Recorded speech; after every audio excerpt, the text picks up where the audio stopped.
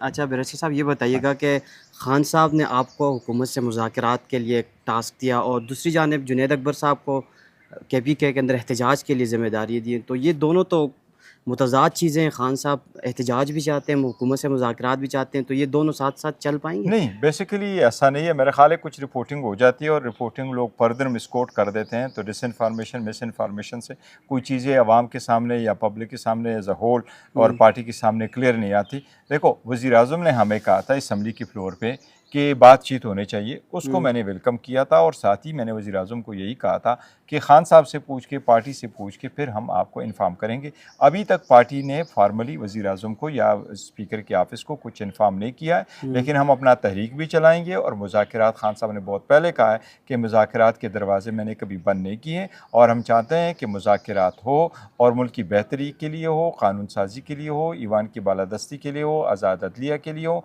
लेकिन खान साहब ने कहा है कि मैं कोई डील नहीं करूँगा, कोई मेरे लिए नहीं है, ये उसके लिए है। नहीं खान साहब तो पहले हुकूमत से मुज़ाकरात को मुस्तरद करते थे, फॉर्म 47 की हुकूमत है, आप सब लोग ये इल्ज़ाम मत लगाते, तो अब फॉर्म 47 को एक्सेप्ट नहीं कर देखिए, लिया है। फ्रंट नहीं, ऐसी बात नहीं है। हमारा हुकूमत के खिलाफ एक बड़ी चार्जशीट है हुँ, और हुकूमत की फॉर्म 47 वाला और उसके मैंडेट का एक इशू है, बिल्कुल वो सर-ए-फ़हरिस्त है।